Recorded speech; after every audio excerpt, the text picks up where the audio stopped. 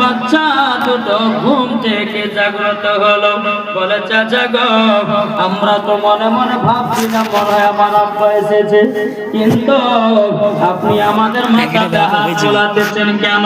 বেরাদুসলাম mother সামানিক নাম, আপনাদেরকে একটা কথা বলে দিই রে বাবা, কোন মানুষ যদি ঘুমায় বাবাজি হঠাৎ করে তাকে জাগ্রত করতে যাবেন না। কোন মানুষ যদি ঘুমায় তার শরীরে হাত দিবেন, তার পায়ে হাত দিবেন, তার মাথাতে হাত দিবেন, বাবাজি আস্তে আস্তে তার ঘুমটা ভাঙাবেন। কেননা মানুষ যদি মরে যায়, মানুষ যদি ঘুমিয়ে যায়, বাবা তার আত্মা যেন কোথায় খেলা করে। তার জন্য বলা হয়েছে বাবাজি ঘুমালে পরে সকাল, আর ঘুম যদি না ভাঙে পরকাল। ঠিক না?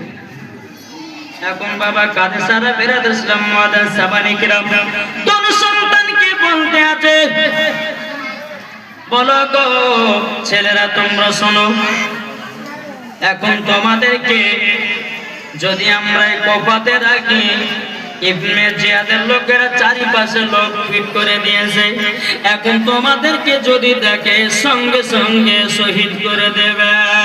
তোমরা থাকবে না থাকবে না, তোমরা এক কাজ করো, এই দেখো আমাদের পাশেকার এলাকার একটা কাফেলারা তারা মদিনাতে যাবে, ওই মদিনার কাফেলাদের সাথে তোমরা দুই ভাই তাদের ভিতরে ঢুকে যাবা, আর ঢুকে যাবার পরে টুক টুক টুক টুক করে তোমরা মদিনাতে পৌঁছে যাবো।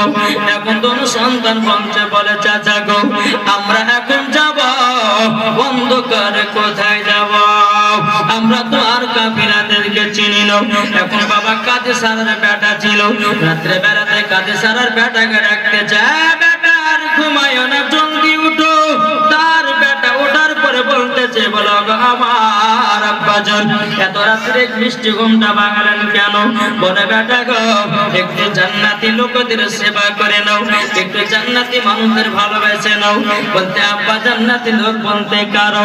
ও বেটা দেখো আমার ঘরে দুটি সন্তান আছে, ইনারা হলো নবী বংশের সন্তান, ইনারা হলো নবী বংশের সন্তান, ইনারা হলো ইমাম মুসলিমের দুই সন্তান। জোর বলেন ও বেটা গো তোমরা শোনো, শোনো শোনো শোনো, এ দেখো আমাদের পাশের এলাকার একদল কাফিলা তারা মদিনাতে যাবে, এই বাচ্চা দুটোকে কাফিলাদের শর্তটা ধরিয়ে দাও, তারা যেন তাদের সঙ্গে মিলে ঝিলে যেন মদিনা যেতে পারে, আর ওদের ক্ষতি করতে পারবে না। এখন